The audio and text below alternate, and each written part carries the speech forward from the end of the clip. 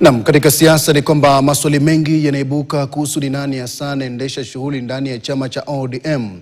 Chama hicho kimekuwa kikiandaa mikutano ya hadhara inayogharimu fedha nyingi. Hata hivyo, wanachama wakiwamo wale wanaoketi katika uongozi wanasema kwamba hawajui fedha hizo zinakotoka.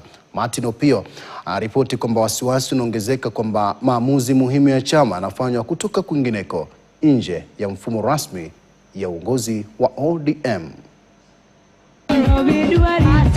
Wakati mvutano ndani ya chama cha ODM ukiendelea kuongezeka, wasiwasi umeibuka kuhusu iwapo chama hicho kimechukuliwa na watu wanaofanya maamuzi kutoka nje ya mfumo rasmi ya chama. Licha ya madai ya ukosefu wa fedha, chama hicho hivi karibuni kimekuwa kikiandaa mikutano ya hadhara ya kifahari iliyoambatana na matumizi makubwa ya fedha na uhamasishaji wa hali ya juu inayozua maswali miongoni mwa wanachama.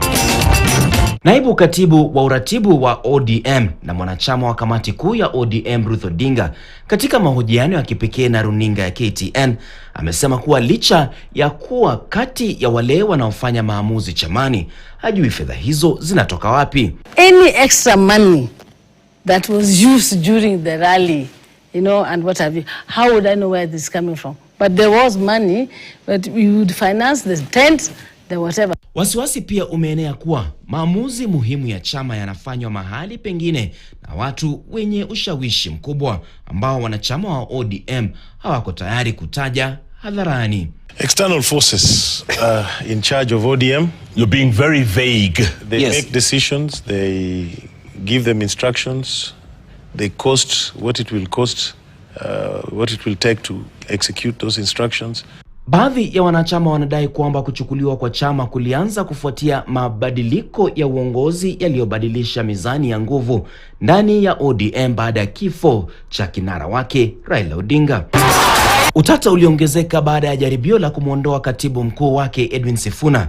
Naibu kiongozi wa chama Godfrey Osotsi alidai kuwa baadhi ya mikutano ya chama imekuwa ikifanyika Ikulu, ikiwemo mkutano unaodaiwa kuamua kumwondoa Sifuna. I am surprised that Honorable Buru told us that he needed to consult further. That consultation, he did not consult it with other key stakeholders in the party, but they proceeded that night to State House. Madai zaidi yanaeleza kuwa kwenye mkutano huo, swala la kumtimua mbunge wa Embakasi Mashariki Babu Owino kutoka kwa chama hicho lilijadiliwa. Kwenye mkutano mwingine unaodaiwa kufanyika huko Transmara, mbunge wa Suba Kusini Karoli Omondi anadai kuwa makubaliano ya ushirikiano wa kisiasa yalitiwa saini, hali inayozidisha tetesi kuhusu kutekwa kwa chama. Martin Opio, KTN. Na mtazamaji, kwa taarifa hiyo kuhusu sekeseke ndani ya chama cha ODM, utaniruhusu nipate angalau pumziko fupi, nitarejea baadaye na taarifa zaidi. Usiende mbali.